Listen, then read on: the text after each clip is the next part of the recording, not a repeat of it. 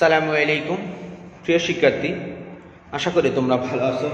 আলহামদুলিল্লাহ, আমি তোমাদের দোয়ায় ভালো আছি।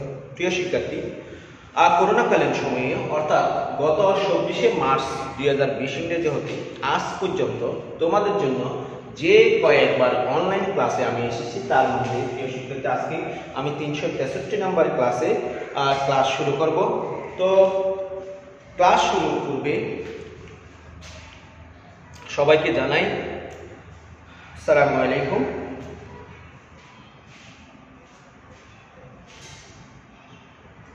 তাহলে আজকে অনেক গুরুত্বপূর্ণ কয়েকটা টপিকস নিয়ে আলোচনা করব প্রিয় শিক্ষার্থী, যেটা বাস্তব জগৎ এবং ব্যবহারিক জগতে খুবই গুরুত্বপূর্ণ। তো আশা করব তোমরা ক্লাসের শুরু থেকে শেষ পর্যন্ত আমার সাথে থাকবে। প্রিয় শিক্ষার্থী, আজকের ক্লাস হচ্ছে দণ্ড বা কাপল। দণ্ড বা কি কাপল। দণ্ড মানে কি জিনিস আমরা জানি, আমরা দুই ধরনের শব্দ জানি, একটা দ্বন্দ্ব আর একটা দণ্ড।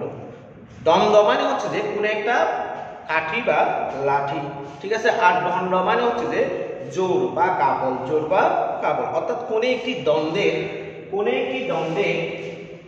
দেখো একটি দ্বন্দ্ব, এই দ্বন্দ্বের দুই প্রান্তে কোন একটি দ্বন্দ্ব, আমি এখানে চিত্রে একটি দ্বন্দ্ব আঁকলাম। দেখো এই দ্বন্দ্বটি হচ্ছে এ বি একটি দ্বন্দ্ব। এই দ্বন্দ্বের দুই প্রান্তে আমি দুইটি সমান্তরাল এবং বিপরীত মানের বল প্রয়োগ করছি। সমান্তরাল এবং কি মানের বল প্রয়োগ করছি? বিপরীত মানের বল প্রয়োগ করছি। বলটা দেখো, আমি এই এ বিন্দুতে পি পরিমাণ বল যেদিকে প্রয়োগ করছি, বি বিন্দুতে ঠিক পি পরিমাণ এবং বিপরীত ধর্মী বল বিপরীত দিকে কি করছি? প্রয়োগ করছি। এই যে এ বি দণ্ডে দুই প্রান্তে অর্থাৎ এ ও বি বিন্দুতে দুইটি বিপরীত মানের সমান ও সমান্তরাল বল প্রয়োগ করার কারণে এ বি দণ্ডটি কখনো কি থাকতে পারবে না? স্থির থাকতে পারবে না। কি করবে তাহলে? এ বি দণ্ডটি কি হয়ে যাবে? ঘুরে যাবে। অর্থাৎ এই দুইটি সমান ও সমান্তরাল বিপরীত বলের প্রয়োগের কারণে এই দণ্ডটি এ বি দণ্ডটি কি হবে? ঘুরে যাবে। ফলে এ বি দণ্ডটিতে দুইটি বিপরীত সমান্তরাল বল প্রয়োগ করার কারণে যে সিস্টেম বা ব্যবস্থা তৈরি হয়, সেই সিস্টেম বা ব্যবস্থাকে আমরা বলবো দণ্ড বা কাপল। দণ্ড বা কি কাপল। প্রিয় শিক্ষার্থী, তাহলে তুমি বা তোমরা দণ্ড বা কাপল কি জিনিস বুঝতে পারছো। তো তোমাদেরকে আমি বলবো, যারা আমার সাথে সংযুক্ত থাকবে প্রিয় শিক্ষার্থী, তোমরা অবশ্যই তোমাদের নাম, রোল, শ্রেণী, সেকশন কমেন্ট বক্সে উল্লেখ করবে। আর শব্দ শোনা না গেলে আমাকে অবশ্যই জানাবে। আর যদি তোমরা কোনোভাবেই বুঝতে না পারো তাহলে অবশ্যই কমেন্ট বক্সে আমাকে লিখে জানাবে। আমি সর্বোচ্চটাই চেষ্টা করব তোমাদেরকে বুঝিয়ে ক্লাসটা আলোচনা করার জন্য, কারণ আমি বারবার তোমাদের জন্যই অনলাইনে আসি। সুতরাং তোমরা যদি না বুঝো তাহলে আমার ক্লাসের কোনো কি থাকে না, গুরুত্ব থাকে না। তাই প্রিয় শিক্ষার্থী, তোমাদের আমি বারবার রিকোয়েস্ট করব, তোমরা না বুঝতে অবশ্যই আমাকে জানাবে। আমি সর্বোচ্চটাই চেষ্টা করব তোমাদেরকে বুঝিয়ে দেওয়ার জন্য। তাহলে প্রিয় শিক্ষার্থী, আমরা মূল আলোচনায় চলে যাই।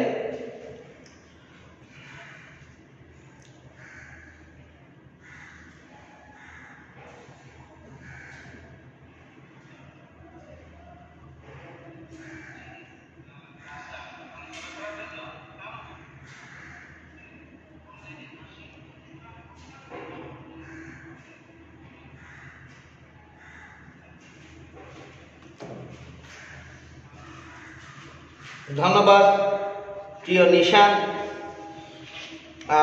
প্রিয় কলিগ আজম কুতুবী এবং শাহাদত হোসেন রাসেল ভাই সহ আমার প্রিয় শিক্ষার্থী সবাইকে ধন্যবাদ জানাচ্ছি। তাহলে চলো আমরা আমাদের ক্লাসে চলে যাই। তাহলে আমরা কি লিখতে পারি? কোন একটি দণ্ডের দুই প্রান্তে সমান্তরাল ও বিপরীতমুখী বল প্রয়োগ করলে যে সিস্টেম বা ব্যবস্থা তৈরি হয় তাকে তাকে কি বলা হয়? দণ্ড বা তাকে দণ্ড বা কাকল বলা হয়। দণ্ড বা কি বলা হয়? কাকল বলা হয়। তাহলে অবশ্যই দণ্ড বা কাকল হতে গেলে একটি দণ্ডের দুই প্রান্তে দুইটি সমান সমান্তরাল এবং বিপরীতমুখী কি করতে হবে? বল প্রয়োগ করতে হবে। তোমরা চিত্রটা একটু দেখলে বুঝতে পারবে আমি এ বিন্দু এবং বি বিন্দুতে দুটি বিপরীতমুখী সমান্তরাল বল প্রয়োগ করছি এবং এই দুটি বল হচ্ছে পি এবং পি। এই কারণে দুটি বিপরীতমুখী বল প্রয়োগ করার কারণে দণ্ডটি এ বি দণ্ডটি কি করতে পারবে না? স্থির থাকতে পারবে না। এ বি দণ্ডটি অবশ্যই কি হয়ে যাবে? ঘুরে যাবে বা ঘুরে যাওয়ার চেষ্টা করবে। ঠিক আছে প্রিয় শিক্ষার্থী, তাহলে এই এ বি দণ্ডে এ এবং বি বিন্দুতে দুইটি সমান ও সমান্তরাল বল প্রয়োগ করছিলাম এবং এ ও বি বিন্দুর মধ্যবর্তী দূরত্ব হচ্ছে ডি। এই এ এবং বি বিন্দুর বা দণ্ডের যে দুই প্রান্তে দুটি বল প্রয়োগ করছিলাম সেই দুটি বলের মধ্যবর্তী দূরত্বকে দণ্ডের বাহু বলা হয়। তাহলে এ ও বি বিন্দুর মধ্যবর্তী দূরত্বকে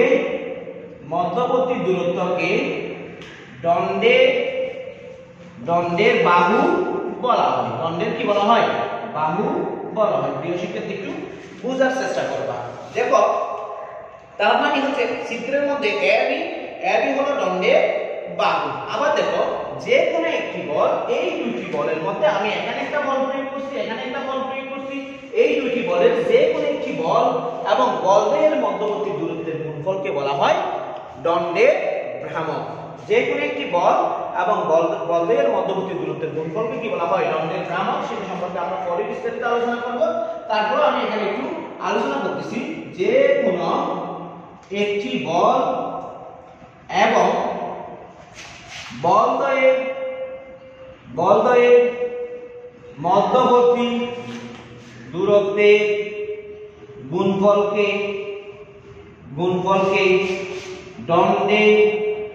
দণ্ডের ভ্রামক বলা হয়। এখন দণ্ডের ভ্রামককে যদি আমি সি দ্বারা প্রকাশ করি, দণ্ডের ভ্রামক সি সমান, কিছুক্ষণের জন্য আমি মনে করলাম দণ্ডের ভ্রামকটা সি, আমি সি সমান লিখতে পারি যে কোনো একটি বল মানে হচ্ছে পি ইনটু দণ্ডের মধ্যবর্তী দূরত্ব ডি। তাহলে সি সমান হবে পিডি। সি সমান কি? পিডি। এখন দেখো প্রিয় শিক্ষার্থী, আমি যদি এই এ বি বাহুটির বা এ এবং বি বিন্দুর মধ্যবর্তী দূরত্বকে ডি ধরি, তাহলে পি ইনটু ডি এবং এ বি বিন্দুটির মধ্যবর্তী দূরত্ব ডি কে যদি আমি টুয়াইস এল ধরি, তাহলে এটা দাঁড়াবে 2pl বা টুয়াইস pl। আশা করি প্রিয় শিক্ষার্থী তোমরা দণ্ডের ভ্রামক বুঝতে পারছো। এখান থেকে দণ্ডের ভ্রামক নির্ণয় করা যাবে, একক নির্ণয় করা যাবে, এগুলো আমরা পরে আলোচনা করব। আমরা আপাতত দণ্ডটা কি জিনিস সেটা আমরা বুঝতে পারলাম। এখন দেখো প্রিয় শিক্ষার্থী, যে দণ্ডের জন্য অর্থাৎ যে কাপল প্রয়োগ করার জন্য বস্তুটি বা এ বি দণ্ডটি ঘড়ির কাঁটার বিপরীত দিকে ঘুরবে। ঘড়ি দেখো আমরা ঘড়ি মানে জানি যে এটা যদি 12 হয় 1 2 3 4 5 6 7 8 9 10 11। তার মানে ঘড়ি সব সময় এই দিক থেকে ঘুরে আসে। এখন যদি ঘড়ির কাঁটার বিপরীত দিকে ঘুরে, অর্থাৎ কোন একটি দণ্ডের মধ্যে আমি বল প্রয়োগ করলাম, বল প্রয়োগ করার কারণে যদি কাপড়টি বা দণ্ডটি কোন দিকে ঘুরে, ঘড়ির কাঁটার বিপরীত দিকে ঘুরে, তখন সেটাকে আমরা বলবো ধনাত্মক দণ্ড। আর যদি ঘড়ির কাঁটার দিকে ঘুরে, অর্থাৎ বল প্রয়োগ করার কারণে বিপরীত সমমানের বল প্রয়োগ করার কারণে যদি দণ্ডটি বা বাহুটি বা এ বি দণ্ডটি কোন দিকে ঘুরে, ঘড়ির কাঁটার দিকে ঘুরে, তখন সেটাকে আমরা বলবো ঋণাত্মক দণ্ড। তখন সেটাকে আমরা কি বলবো? ঋণাত্মক দণ্ড। ঠিক আছে প্রিয় শিক্ষার্থী, আশা করি তোমরা দণ্ড কি জিনিস বুঝতে পারছো। এখন আমি টর্ক নিয়ে একটু আলোচনা করবো। টর্ক আমি কিছুক্ষণ আগে টর্ক সম্পর্কে তোমাদের হালকা ধারণা দিয়েছিলাম। এখন আমি একটু টর্ক নিয়ে বিস্তারিত আলোচনা করার চেষ্টা করবো। তোমরা অবশ্যই আমার সাথে থাকবে। তোমরা না বুঝলে আমাকে অবশ্যই জানাবে, আমি চেষ্টা করব তোমাদের ভালোভাবে বুঝিয়ে দেওয়ার জন্য, চেষ্টা করব সব বুঝছেটাই ভালোভাবে বুঝিয়ে দেওয়ার জন্য। এখন প্রিয় শিক্ষার্থী, টর্ক মানে বলছিলাম আমি দণ্ডে ভ্রামক, দণ্ডের কি ভ্রামক। তাহলে আমরা এখানে কি বলতে পারি, যদি কোন একটি দণ্ডে দুই প্রান্তে দুইটি সমান ও বিপরীত মানের বল সমান্তরালে প্রয়োগ করি, তাহলে সেখানে যে কাপল সৃষ্টি হয়, সেই কাপলের যে কোনো একটি বল এবং বলদ্বয়ের মধ্যবর্তী দূরত্বের গুণফলকে আমরা বলছিলাম টর্ক। বলের মধ্যবর্তী দূরত্বের গুণফলকে আমরা কি বলছিলাম, টর্ক প্রয়োগ বলছিলাম। এখন দেখো প্রিয় শিক্ষার্থী, আমি এখানে একটি এ বি অক্ষ কল্পনা করলাম। এই এ বি অক্ষ থেকে আর দূরত্বে কোন একটা বিন্দুতে বা সি বিন্দুতে বল প্রয়োগ করলাম। সি বিন্দুতে কি প্রয়োগ করলাম, বল প্রয়োগ করলাম। বল প্রয়োগ করার কারণে দেখো, বল প্রয়োগ করার কারণে সেটি কি হয়ে যাবে, ঘুরে যাবে, কোন একদিকে ঘুরে যাবে, হয় ঘড়ির কাঁটার বিপরীত দিকে, না হলে ঘড়ির কাঁটার দিকে ঘুরে যাবে। তাহলে এই যে অক্ষ থেকে একটি নির্দিষ্ট দূরত্বে বল প্রয়োগ করলাম, সেই অক্ষে একটা বিন্দু কল্পনা করলাম ও বিন্দু। ও বিন্দু থেকে প্রযুক্ত বল যে বিন্দুতে ক্রিয়া করাইছি সেই বিন্দুর দূরত্ব হচ্ছে r, সেই বিন্দুর দূরত্ব হচ্ছে কি r। তাহলে দেখো, আমি টর্কের সংজ্ঞাটা এভাবে দিতে পারি। টর্কের সংজ্ঞাটা আমরা কিভাবে দিতে পারি, দেখো, কোন বিন্দু বা অক্ষকে কেন্দ্র করে ঘূর্ণায়মান কোন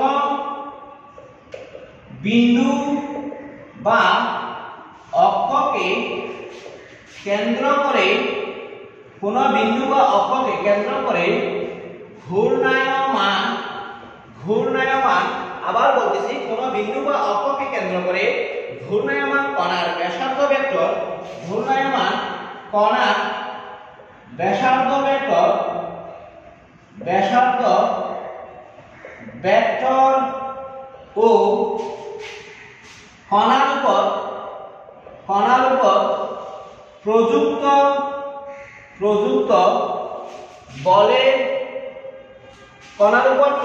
বলের ভেক্টর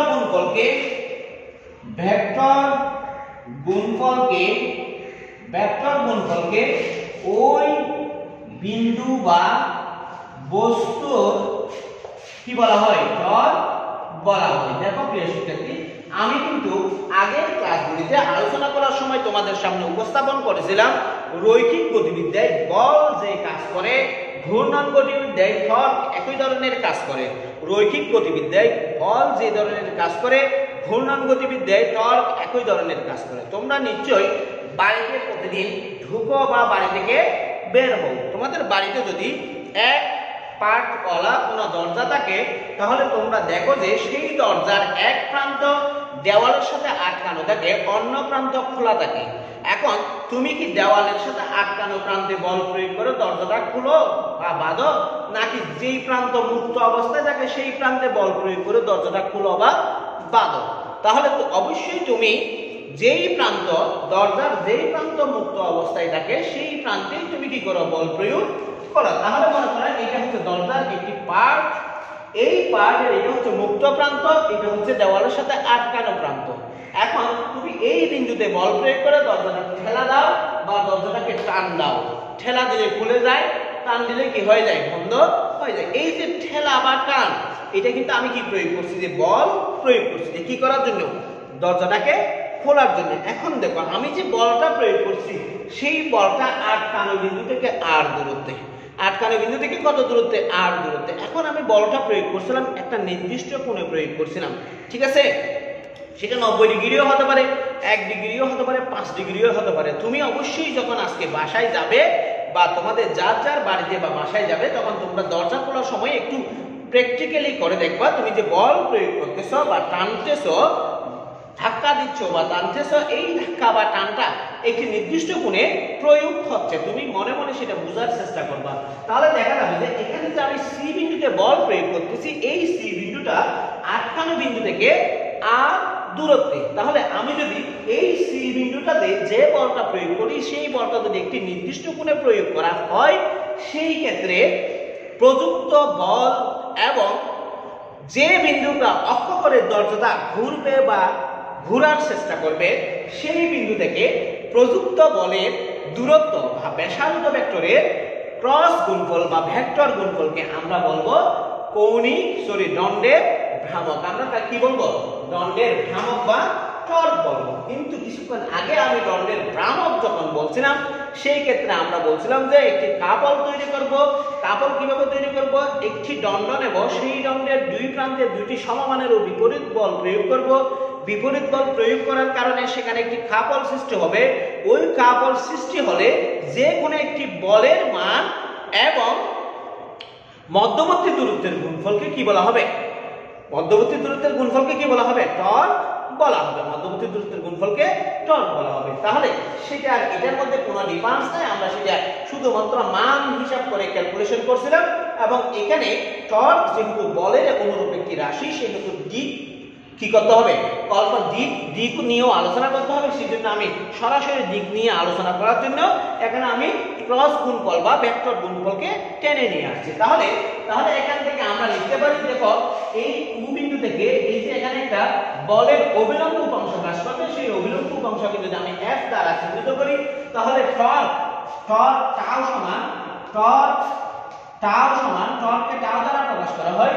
টর্ক টাউ সমান, তাহলে একটু দেখবা আমি ভেক্টর চিহ্ন দিয়ে প্রকাশ করতেছি। টর্ক টাউ সমান হবে R ক্রস F। কেন R ক্রস F লিখলাম? Rটা ছিল ব্যাসার্ধ ভেক্টর, Fটা ছিল প্রযুক্ত বল, এবং দুটাই ভেক্টর রাশি। ব্যাসার্ধ ভেক্টর ও ভেক্টর রাশি, প্রযুক্ত বল কি রাশি? ভেক্টর রাশি। এইজন্য R ক্রস F লিখলাম। এখন দেখো এদের মধ্যবর্তী কোণটা ছিল থিটা। এদের মধ্যবর্তী কোণটা কি ছিল? থিটা ছিল। তাহলে আমি এখান থেকে লিখতে পারি tau equal RF sin theta eta. RF sin theta eta. এখানে ইটাটা হচ্ছে টর্কের দিক, অর্থাৎ টর্ক কোন দিকে প্রযুক্ত হচ্ছে? উপরের দিকে প্রযুক্ত হচ্ছে নাকি নিচের দিকে প্রযুক্ত হচ্ছে? সেটা হচ্ছে কিসের দিক? টর্কের দিক। তাহলে ইটাটা টর্কের দিক। এখন যদি আমি মানে নিয়ে আসি, মান a নিয়ে আসি, তাহলে অ্যাবসলিউট ভ্যালু দিতে হবে। অ্যাবসলিউট ভ্যালু অফ টাউ সমান RF sin থিটা। RF কি দিতে? sin theta. এটাই হচ্ছে কোন একটি বস্তুর উপর বল প্রয়োগ করলে তার যে একটি ভ্রামক বা টর্ক সৃষ্টি হয়, সেই টর্কের মান। এখন দেখো আমি যদি এই বলটা 90 ডিগ্রি কোণে প্রয়োগ করি, কত ডিগ্রি কোণে প্রয়োগ করি? 90 ডিগ্রি কোণে প্রয়োগ করি, সেই ক্ষেত্রে আমরা টাউ সমান পাবো, অর্থাৎ থিটা ইকুয়াল 90 ডিগ্রি হলে আমরা টাউ সমান কি পাবো? দেখো টাউ সমান RF sin 90 degree. RF sin কত ডিগ্রি? 90 ডিগ্রি। প্রিয় শিক্ষার্থী, আশা করি তোমরা sin 90 ডিগ্রি মান কত জানো? sin 90 ডিগ্রি মান কত বলো তো দেখি, তোমাদের কমেন্ট বক্সে লিখে জানাও তো। যারা আমার সাথে সংযুক্ত আছো প্রিয় শিক্ষার্থী, একাদশ শ্রেণীর বিজ্ঞান বিভাগ বা দ্বাদশ শ্রেণীর বিজ্ঞান বিভাগের যে সমস্ত শিক্ষার্থী আমার সাথে সংযুক্ত আছো, তোমরা sin 90 ডিগ্রির মান কত একটু কমেন্ট বক্সে জানাও তো। দেখো তাহলে sin 90 ডিগ্রির মান আমরা জানি 1, তাহলে RF * 1, তার মানে RF। আমি কিছুক্ষণ আগে আলোচনা করছিলাম দণ্ডের ভ্রামক যদি C হয়, C সমান হচ্ছে PD। C সমান কি ডি? PD। দেখো প্রিয় শিক্ষার্থী, আমি যদি এখানে P সমান F লিখি এবং R সমান D লিখি, তাহলে এই যে টর্ক এখান থেকে টাউ সমান PD লিখতে পারি কিনা দেখো তো। তাহলে আগের ক্যালকুলেশনে বা আগের সংজ্ঞায় বা দণ্ডের ভ্রামক যেটা পেয়েছিলাম বা টর্ক যেটা পেয়েছিলাম, সেটা আমরা পেয়ে যাচ্ছি কিনা? প্রিয় শিক্ষার্থী, আমরা অবশ্যই পেয়ে যাচ্ছি। তাহলে আমার মনে হয় তোমরা টর্ক বা দণ্ডের ভ্রামক সম্পর্কে একটি ভালো ধারণা পেয়েছো। তাহলে দেখো প্রিয় শিক্ষার্থী, আমরা আগে কিন্তু দণ্ড আলোচনা করছিলাম, এখন দণ্ডের সাথে আমরা কি আলোচনা করলাম? টর্ক বা দণ্ডের ভ্রামক আলোচনা করছিলাম। আমি দণ্ড মানে বলছিলাম যে একটি দণ্ডে বা একটি বাহুর দুই প্রান্তে দুইটি সমমানের ও বিপরীতমুখী বল প্রয়োগ করলে সমান্তরালভাবে সেই ক্ষেত্রে যে সিস্টেম বা ব্যবস্থা তৈরি হয় সেটাকে কাপল বলা হয়। এবং দণ্ডের ভ্রামকের সংজ্ঞা দিতে গিয়ে আমি বলছিলাম ওই দুইটি বলের যে কোনো একটি বল এবং মধ্যবর্তী দূরত্বের গুণফলকে আমি বলছিলাম দণ্ডের ভ্রামক। এবং দণ্ডের ভ্রামককে C দ্বারা প্রকাশ করলে এবং যে কোনো একটি বলকে P দ্বারা প্রকাশ করলে এবং তাদের মধ্যবর্তী দূরত্বকে D দ্বারা প্রকাশ করলে আমরা দণ্ডের ভ্রামক বা টর্ক C সমান PD পেয়েছিলাম। আবার আমি টর্ক নিয়ে আলোচনা করতে গিয়ে আমি বলছিলাম যে যদি কোনো একটি অক্ষ বা বিন্দুকে কেন্দ্র করে ঘূর্ণনরত কোনো বস্তুর অক্ষ হতে একটি নির্দিষ্ট দূরত্বে বল প্রয়োগ করে তার মধ্যে ঘূর্ণন সৃষ্টি করা হয়, সেই ক্ষেত্রে অক্ষ হতে বস্তু পর্যন্ত বা বল প্রযুক্ত বিন্দু পর্যন্ত দূরত্বকে যদি আমি ব্যাসার্ধ ভেক্টর কল্পনা করি, তাহলে ব্যাসার্ধ ভেক্টর এবং প্রযুক্ত বলের ক্রস গুণফলকে বলা হয় টর্ক বা বলের ভ্রামক। টর্ক বা কিসের ভ্রামক? বলের ভ্রামক বা দণ্ডের ভ্রামক। তাহলে টর্ক টাও হবে টাও সমান r ক্রস f, টাও সমান rf sin θ। এটা তোমরা ভেক্টর যারা পড়েছো অবশ্যই তোমরা a ক্রস b সমান ab sin θ এটা সেটা ভালো করে জানো। এখানে ইটা মানে হচ্ছে যে ভেক্টরটির দিক, কোন ভেক্টরটির দিক? টর্ক ভেক্টরটির দিক। তাহলে আমি যদি শুধু মানে প্রকাশ করি অ্যাবসলিউট ভ্যালু অফ টাও সমান rf sin θ। দেখো sin থিটার মান যদি 90 ডিগ্রি হয়, sin থিটার মান 1 হয়, তাহলে আমরা লিখতে পারি টাও সমান rf sin θ বা rf 1, তাহলে rf পেয়ে যাচ্ছি। এখন r সমান যদি আমি d ধরি দূরত্ব, f সমান যদি φ ধরি দূরত্ব, তাহলে টাও সমান আমরা কি পেয়ে যাচ্ছি? pd পেয়ে যাচ্ছি। তাহলে আমরা আগের সংজ্ঞাটা এবং বর্তমান সংজ্ঞাটার মধ্যে একটি কি পাচ্ছি? সামঞ্জস্যতা পাচ্ছি। এখন দেখো প্রিয় শিক্ষার্থী, এখন আমি এখানে এই টাওটা ঠিক কোন দিকে হবে সেটা একটু দেখবো। টাও এর দিক আমরা চিত্রটা একটু দেখবো। দেখো এখানে আমি যদি f এর দিকে, f যেদিকে তীর চিহ্ন প্রয়োগ করছি অর্থাৎ r থেকে ঠিক এদিকে বল প্রয়োগ করি, অর্থাৎ ঘড়ির কাঁটার বিপরীত দিকে বল প্রয়োগ করি। দেখো তুমি যখন তোমাদের বাড়িতে কোনো একটা স্ক্রু খুলো তখন তুমি এইভাবে অর্থাৎ বৃদ্ধাঙ্গুলের দিকে যদি বল প্রয়োগ করো, বৃদ্ধাঙ্গুলিতে দেখো এইভাবে বল প্রয়োগ করলে স্ক্রুটা উপরের দিকে উঠে যায়। অর্থাৎ ঘড়ির কাঁটার বিপরীত দিকে যদি বল প্রয়োগ করো তাহলে টর্কের দিক হবে উপরের দিকে। আর যদি ঘড়ির কাঁটার দিকে বল প্রয়োগ করো অর্থাৎ বৃদ্ধাঙ্গুলি বাদে বাকিগুলির দিকে যদি, বাকি আঙ্গুলগুলোর দিকে যদি বল প্রয়োগ করো সেই ক্ষেত্রে দেখা যাবে যে টর্কের দিক কোন দিকে হবে? নিচের দিকে হবে। আমি বলছিলাম টর্ক একটি ভেক্টর রাশি। টর্ক একটি কি রাশি? ভেক্টর রাশি। সুতরাং টর্কের অবশ্যই কি থাকবে? দিক থাকবে। এখান থেকে আমি টর্কের একক ক্ষেত্র বের করব। একক টর্ক টাও সমান আমরা পাইছিলাম rf, তাহলে r সমান হচ্ছে r একক মিটার এবং বলের একক নিউটন। সুতরাং টর্কের একক হবে নিউটন মিটার। টর্কের একক হবে কি? Newton metre. এবং মাত্রাটা একটু দেখো, টর্কের মাত্রা টাও তৃতীয় বন্ধনী দিয়ে লিখতে হবে। দূরত্বের মাত্রা হচ্ছে m এবং বলের মাত্রা হচ্ছে ml2 t inverse 2, ml2 t inverse 2, তাহলে টোটালি ml t ইনভার্স 2, তাহলে টোটাল ক্যালকুলেশন করলে আমরা যেটা পাবো ml2 t ইনভার্স 2। এটাই হচ্ছে টর্কের মাত্রা সমীকরণ। প্রিয় শিক্ষার্থী, তাহলে তোমরা টর্ক সম্পর্কে একটি ভালো ধারণা পেয়েছো। যারা আমার সাথে সংযুক্ত আছো প্রিয় শিক্ষার্থী, তোমরা অবশ্যই একটু মনোযোগ দিয়ে দেখবা। ভেরি ভেরি ইম্পর্টেন্ট একটা রাশি। আমরা যদি এটা না বুঝি তাহলে আমরা নিউটনীয় বলবিদ্যার 60%ই বুঝবো না। অবশ্যই আমাদের এটা বুঝতে হবে, কারণ তোমরা যখন ইন্টারমিডিয়েট শেষ করে অনার্স বা মাস্টার্সে যাবে বা বাস্তব জীবনে তুমি উপনীত হবে, এখনো তো আসো কিন্তু আরেকটু উন্নত জীবনে যেতে চাইবে বা আরেকটু গবেষণালব্ধ জীবনে যেতে চাইবে, তখন এই টর্কের গুরুত্ব দেখতে পাবে যে অনেক অপরিসীম। সেজন্য আমাদের টর্কটা সম্পর্কে একটু ভালো করে জানতে হবে এবং তোমরা অবশ্যই মনোযোগ সহকারে ক্লাসটা দেখো। বাসায় গিয়ে বই খুলে, মানে আমার ক্লাসের শেষে বই খুলে আরেকটু ভালো করে দেখবে যে টর্ক সম্পর্কে তোমরা একটি ভালো ধারণা তোমাদের মধ্যে তৈরি করতে পারছো প্রিয় শিক্ষার্থী। তাহলে দেখো আমরা এখন টর্ক, জড়তার ভ্রামক এবং কৌণিক ভরবেগের মধ্যে একটি সম্পর্ক স্থাপন করার চেষ্টা করব। দেখো আমরা টর্ক, জড়তার ভ্রামক ও কৌণিক ভরবেগের মধ্যে সম্পর্ক, কৌণিক ভরবেগের মধ্যে সম্পর্ক স্থাপন করার চেষ্টা করব। দেখো আমরা টর্ক কি জিনিস কিছুক্ষণ আগেই বুঝতে পারছি। এর আগের ক্লাসগুলিতে আমরা জড়তার ভ্রামক কি জিনিস বুঝতে পারছিলাম। জড়তার ভ্রামক মানে হচ্ছে যে কোনো একটি বস্তু যদি কোনো একটি অক্ষ বা বিন্দুকে কেন্দ্র করে ঘুরে, সেই ক্ষেত্রে অক্ষ হতে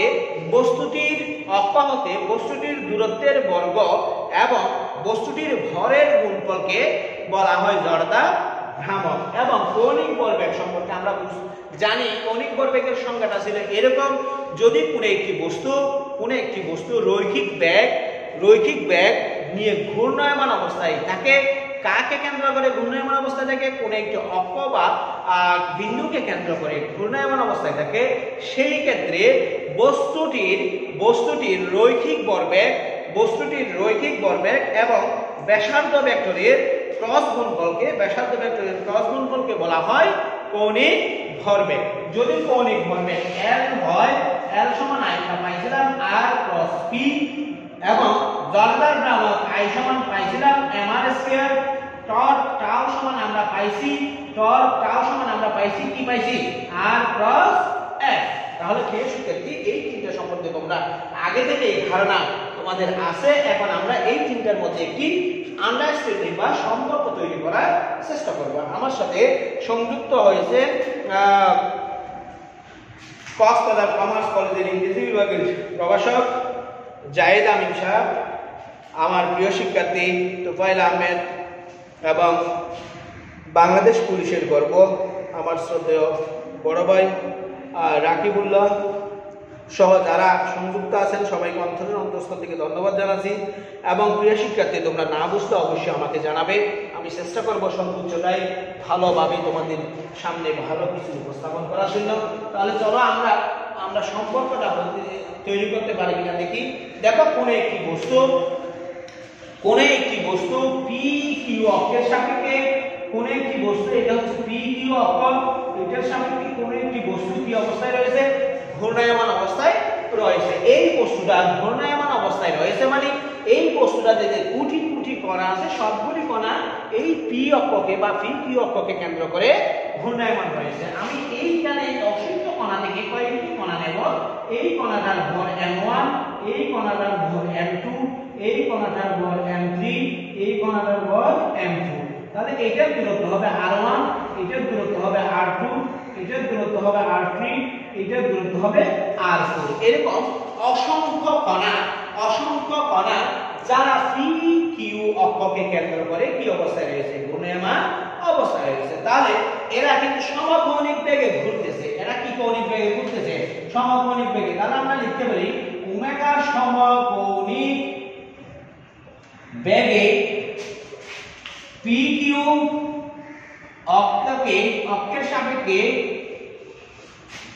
অক্ষের সাপেক্ষে ঘূর্ণায়মান কণাসমূহের ভর যথাক্রমে মনে করলাম m1, m2, m3, m4 dot dot dot, এবং অক্ষহতে দূরত্ব মনে করলাম r1, r2, r3, r4 dot dot dot. তাহলে আমরা এই বস্তুটাতে অসংখ্য কণা কল্পনা করলাম, সেখান থেকে আমরা কয়েকটা কণা নিলাম, প্রত্যেকটি কণার ভর m1, m2, m3, m4 ইত্যাদি ইত্যাদি, এবং প্রত্যেকটি কণার দূরত্ব অক্ষহতে r1, r2, r3, r4 ইত্যাদি। এবং আমরা মনে করে নিলাম এই কণাগুলির প্রত্যেকটি সমকৌণিক বেগে ঘুরতেছে। কি কৌণিক বেগে ঘুরতেছে? সমকৌণিক বেগে ঘুরতেছে, এবং এই কৌণিক বেগটা ওমেগা মনে করলাম। এবং মনে করলাম ঘূর্ণন গতির ক্ষেত্রে প্রতিটি বস্তুর কৌণিক ত্বরণ সমান, এবং মনে করি প্রতিটি বস্তুর কৌণিক ত্বরণ সমান, অর্থাৎ কৌণিক ত্বরণ সমান আলফা। কৌণিক ত্বরণ সমান কি? আলফা মনে করে নিলাম। অর্থাৎ কোন একটি বস্তু বা বস্তু কণা সমূহ কোন একটি অক্ষ বা বিন্দুকে কেন্দ্র করে ঘুরতেছে। ঘোরার সময় ওই বস্তু বা বস্তুর কণা সমূহের প্রত্যেকটির ভর m1, m2, m3, m4 ইত্যাদি ইত্যাদি, এবং অক্ষ হতে এদের দূরত্ব r1, r2, r3, r4 ইত্যাদি ইত্যাদি। এবং আমি মনে করে নিলাম বস্তুটা ওমেগা সমকৌণিক বেগে ঘুরতেছে, এবং প্রত্যেকটি কণার ত্বরণ বা কৌণিক ত্বরণ সমান। কৌণিক ত্বরণ যদি সমান হয় সেই ক্ষেত্রে দেখো আমরা জানি, সুতরাং প্রথম কণার টর্ক আমি কি লিখবো? τ1 লিখবো। τ1 সমান আমার কত হবে? r1 f1। τ1 সমান কত হবে? r1 f1। কিছুক্ষণ আগেই কিন্তু আমরা লিখছিলাম r1 f1, কিছুক্ষণ আগেই লিখছি, ঠিক আছে? বা τ সমান rf, কিছুক্ষণ আগে আমরা কি করছিলাম? প্রমাণ করছিলাম। বলতেছিলাম। এখন দেখো প্রিয় শিক্ষার্থী, আমরা জানি যে F সমান ma, F সমান কি ma, তাহলে এখানে R1 F1 সমান হবে m1 a1, m1 কি1 a1, কারণ প্রথম কণাটির বর্ণ হচ্ছে m1 এবং প্রথম কণাটির রৈখিক ত্বরণ হচ্ছে a1, রৈখিক ত্বরণ হচ্ছে কি1 a1। এখন দেখো প্রিয় শিক্ষার্থী, আমি আরেকটু লিখব। দেখো কৌণিক ত্বরণ এবং রৈখিক ত্বরণের মধ্যে সম্পর্ক দেখো। কৌণিক ত্বরণ এবং রৈখিক ত্বরণের সম্পর্ক হচ্ছে a সমান আলফা আর, a সমান কি আর আলফা। আলফা হচ্ছে কৌণিক ত্বরণ, আলফা হচ্ছে কি ত্বরণ কৌণিক ত্বরণ, আর হচ্ছে ব্যাসার্ধ ভেক্টর, আমি ভেক্টর রাশিতে লিখতেছি না, আর হচ্ছে ব্যাসার্ধ ভেক্টর, আলফা হচ্ছে কৌণিক ত্বরণ, a হচ্ছে রৈখিক ত্বরণ। আলফা a এবং আলফার মধ্যে সম্পর্ক হচ্ছে a সমান আলফা। তাহলে এখানে যেহেতু প্রথম কণা, সেহেতু আমরা এখানে লিখব r1 m1 a1 সমান হবে আলফা r1, আলফা কি1 r1, কারণ আলফা সব জায়গায় সমান, আলফা সব জায়গায় কি সমান। তাহলে আমি এখানে লিখতে পারি tau 1 সমান m1 r1 square alpha, m1 r1 square কি আলফা। এখানে একটু দেখবা, আমি m1 কে আগে লিখছি, r1 r1 সমান r1 স্কয়ার আলফাটা লিখে দিলাম। এটা হচ্ছে প্রথম কণার জন্য টর্ক, প্রথম কণার জন্য কি টর্ক। এখন আমি যদি দ্বিতীয় কণার জন্য টর্ক লিখি, দ্বিতীয় কণার টর্ক, তাইলে একটু দেখবা, এটাকে আমি tau 2 লিখলাম। tau 2 কে আমি যদি এত লম্বা হিস্টরি না লিখে আমি এখান থেকে অনুরূপভাবে লিখি, tau 2 সমান হবে m2 r2 square alpha, m2 r2 square alpha. একইভাবে যদি আমি tau 3 লিখি, তৃতীয় কণার টর্ক tau 3 সমান হবে m3 r3 স্কয়ার আলফা। এরকম tau 4 tau 5 tau 6 এভাবে কি করতে থাকবে, আসতে থাকবে, এভাবে আসতে থাকবে। এখন দেখো প্রিয় শিক্ষার্থী, আমি যদি টোটাল বস্তুটির জন্য টর্ক বের করতে চাই, টোটাল বস্তুটির জন্য যদি আমি কি করতে চাই টর্ক বের করতে চাই, তাহলে টোটাল বস্তুটির টর্ক টাউ সমান, সুতরাং মোট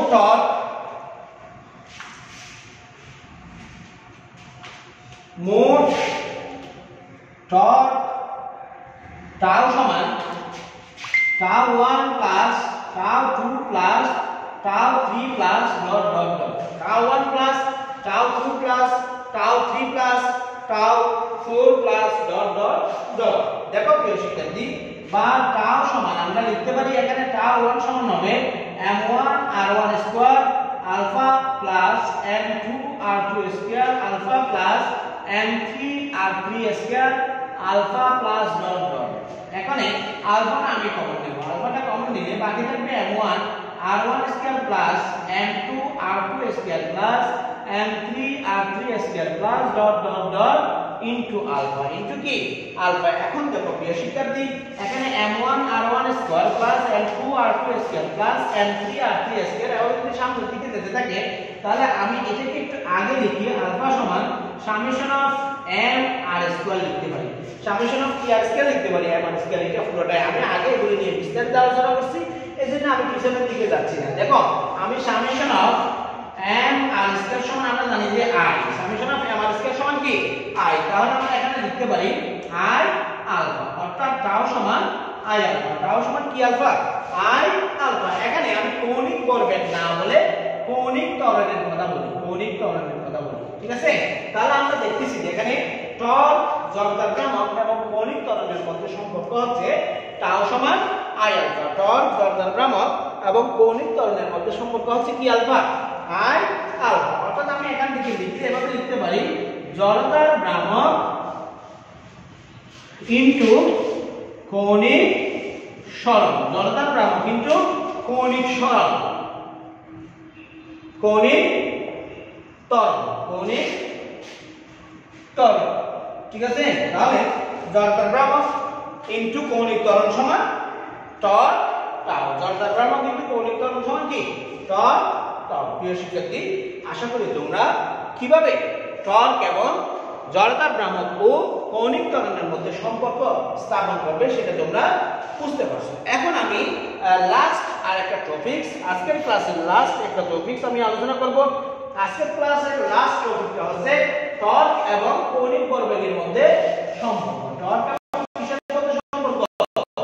কৌণিক ভরবেগের মধ্যে সম্পর্ক। ভেরি ইম্পর্টেন্ট একটা রাশি এবং ভেরি ইম্পর্টেন্ট কাজ, অবশ্যই না বুঝতে আমাকে জানাবা, আমি চেষ্টা করব সর্বোচ্চটাই বুঝিয়ে দেওয়ার জন্য। কৌণিক ভরবেগ, টর্ক ও কৌণিক ভরবেগের মধ্যে সম্পর্ক খুব ঝামেলার একটা জিনিস, একটু বুঝতে হবে। আমি টর্ক এবং কৌণিক ভরবেগ সম্পর্কে তোমাদের আগেই বিস্তারিত জানাইছি, আগেই কি করছি বিস্তারিত জানাইছি। এখন দেখো প্রিয় শিক্ষার্থী, মনে করলাম কোন একটি বস্তু,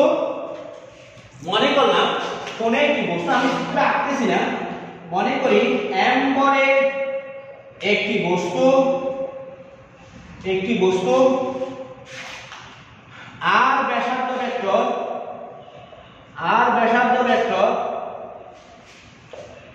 m বরের একটি বস্তু আর ব্যাসার্ধ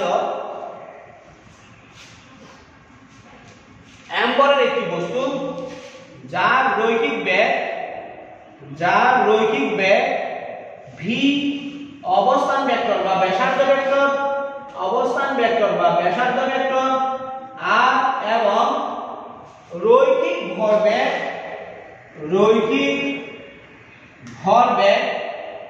ফি, অর্থাৎ m বরের কোন একটি বস্তু যার রৈখিক বেগ v, রৈখিক ভরবেগ ফি এবং অবস্থান ভেক্টর বা ব্যাসার্ধ ভেক্টর আর, যেটি কোন একটি অক্ষ বা বস্তুকে কেন্দ্র করে কি করতেছে, ঘুরতেছে। যেটি কোন অক্ষ বা বিন্দুকে কেন্দ্র করে ঘুরতেছে, ঠিক আছে। এমন একটি বস্তু যে বস্তু ব্যাসার্ধ ভেক্টর আর এবং যেটির রৈখিক বেগ v, রৈখিক ভরবেগ ফি, সেটি কি করতেছে, কোন একটি অক্ষ বা কেন্দ্রকে কেন্দ্র করে কি করতেছে, ঘুরতেছে। এখন দেখো নিউটনের গতির দ্বিতীয় সূত্র অনুসারে আমরা পাই, নিউটনের গতির দ্বিতীয় সূত্র অনুসারে আমরা পাই কি পাই, দেখো F সমান d dt of phi, আমরা পাই, বা আমরা এটাকে লিখতে পারি F সমান d dt of mv, কারণ আমরা জানি যে phi সমান mv, আমরা phi সমান কি জানি, mv জানি। আমি এটাকে 1 নং সমীকরণ দিলাম। তাহলে দেখো আমি, প্রিয় শিক্ষার্থী, আজকে এই পর্যন্ত। অনলাইন কানেকশন মনে হয়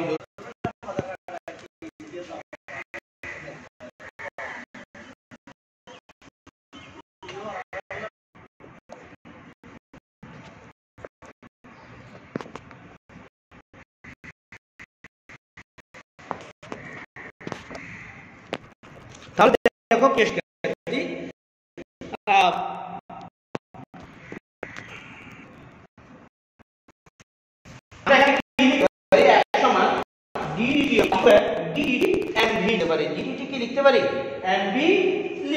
এখন দেখো, এখন আমরা কি লিখতে পারি,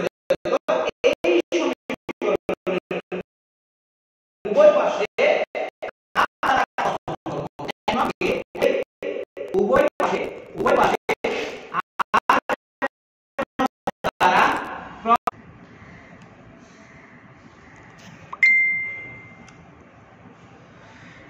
কোন বস্তু কণার উপর ক্রিয়ারত টর্ক যদি টাউ হয়, সেই ক্ষেত্রে আমরা কি পাই, দেখো ক্রিয়ারত টর্ক টাউ হলে কোন বস্তু কণার উপর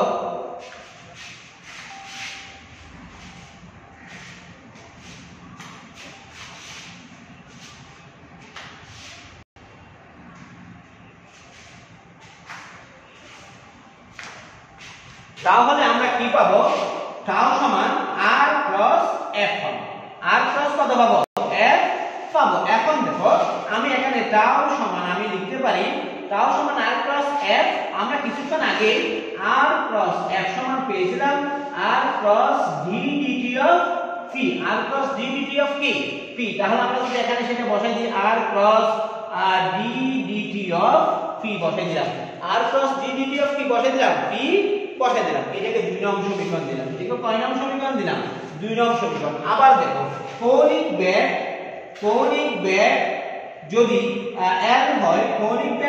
L হয়, তবে L সমান কৌণিক বেগ যদি l হয় তবে l সমান আমরা লিখতে পারি r cross p, r cross কি p, অর্থাৎ কৌণিক বেগ l হলে l সমান আমরা কি লিখতে পারি r ক্রস p লিখতে পারি। এখন আমরা এই জায়গায় যদি 3 নং সমীকরণ দিই, 3 নং সমীকরণকে ব্যবকলন করে পাই, 3 নংকে ব্যবকলন করে পাই, 3 নংকে ব্যবকলন করে পাই, দেখো 3 নংকে ব্যবকলন করলে d dt of l equal d dt of r cross p, d dt of l সমান d dt of r cross p। প্রিয় শিক্ষার্থী, না বুঝলে আমাকে একটু বলবে, আমাকে কমেন্ট বক্সে জানাবে, আমি সর্বোচ্চটাই চেষ্টা করব ভালো কিছু তোমাদের সামনে উপস্থাপন করার জন্য।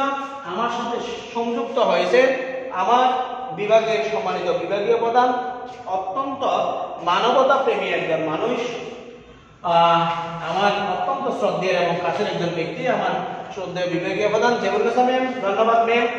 তো প্রিয় শিক্ষার্থী, তোমরা অবশ্যই কমেন্ট বক্সে আমাকে জানাবে, আমি চেষ্টা করব তোমাদের ভালো কিছু বোঝানোর জন্য। এখন দেখো এখানে d dt of l সমান d dt of r cross p, আমি এই r cross p এটাকে আমি যদি ডিফারেন্সিয়েট করি, আমরা এরকম একটা সূত্র আগে করছিলাম, d dx of u v সমান d dx of u v সমান u d dx of v plus b d dx of u।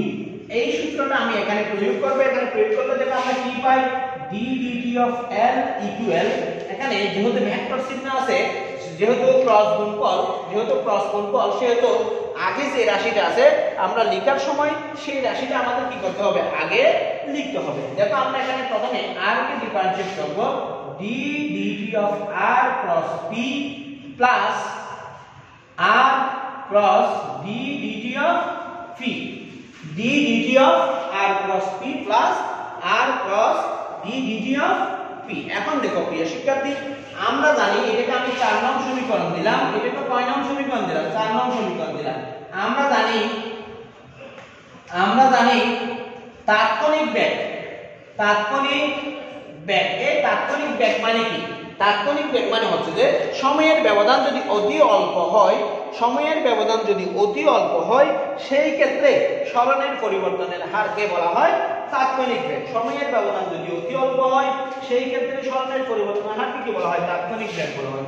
তাহলে তাৎক্ষণিক বেগ v ভেক্টর সমান d dt of r vector, d dt of কি vector, r vector. এবং আমরা এটাও জানি যে ভর বেগ p ভেক্টর সমান mv ভেক্টর। এটা কিছুক্ষণ আগে আমরা কি করছি, জেনেছি।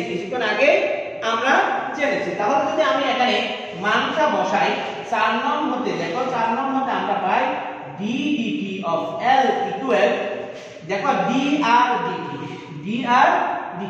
dt মানে হচ্ছে যে v ভেক্টর ক্রস এখানে হবে mv ভেক্টর প্লাস এখানে r cross d dt of p vector. না বুঝতে টাইম একটু বলিও, আমি এটা ধ্রুব রাশি m বা স্কেলার রাশি, এটাকে আমি বের করে দেব।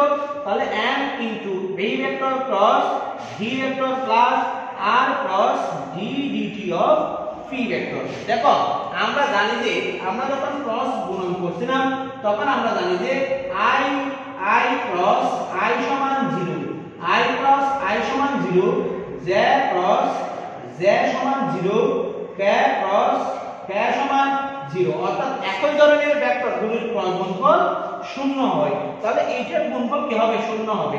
তাহলে m * 0 plus r cross d dt of p vector, r cross d dt of p vector.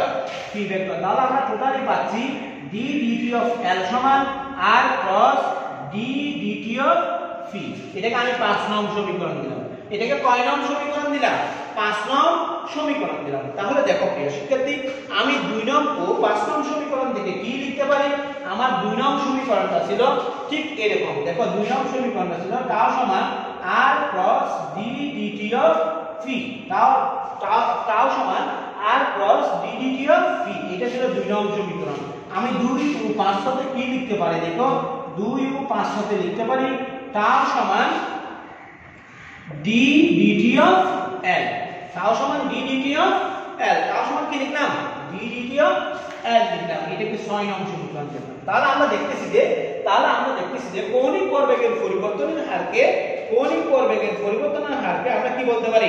Torque বলতে পারি। অর্থাৎ কোন একটি বস্তু যদি ঘূর্ণনরত অবস্থায় থাকে, কোন একটি বস্তু যদি কোন একটি অক্ষ বা বিন্দুকে কেন্দ্র করে ঘূর্ণনরত অবস্থায় থাকে, সেই ক্ষেত্রে বস্তুটির কৌণিক ভরবেগের পরিবর্তনের হার অবশ্যই তার টর্কের সমান হবে। আমি তাই একটু লিখতেছি, দেখো কোন একটি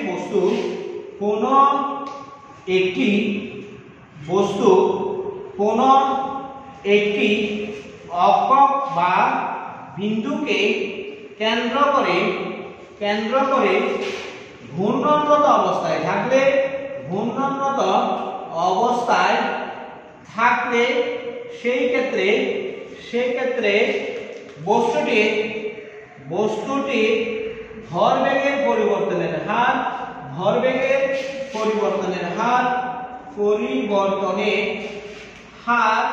বস্তুটির টর্কের সমান। বস্তুটি কিসের সমান? টর্কের সমান। এটাই হচ্ছে টর্ক এবং কৌণিক ভরবেগের মধ্যে সম্পর্ক। টর্ক এবং কিসের মধ্যে সম্পর্ক? কৌণিক ভরবেগের মধ্যে সম্পর্ক। এই সমীকরণটার সাথে আমি তুলনা করতে পারি F সমান d dt of phi, যেটা আমরা কিন্তু ওই ক্ষেত্রে আমরা যখন রৈখিক ভরবেগের সাথে বলের সম্পর্ক স্থাপন করছি না, সেই ক্ষেত্রে আমরা দেখছিলাম যে রৈখিক গতির ক্ষেত্রে ভরবেগের পরিবর্তনের হার কিন্তু বলের সমান। ভরবেগের পরিবর্তনের হার কিন্তু কিসের সমান? বলের সমান। কৌণিক গতির ক্ষেত্রে কৌণিক ভরবেগের পরিবর্তনের হার কিন্তু টর্কের সমান। সুতরাং আমরা আবারও বলতে পারি বল রৈখিক গতিবিদ্যায় যে কাজ করে, ঘূর্ণন গতিবিদ্যায় টর্ক একই ধরনের কাজ করে। সুতরাং বল এবং টর্ক সদৃশ রাশি। বুঝা গেছে প্রিয় শিক্ষার্থী?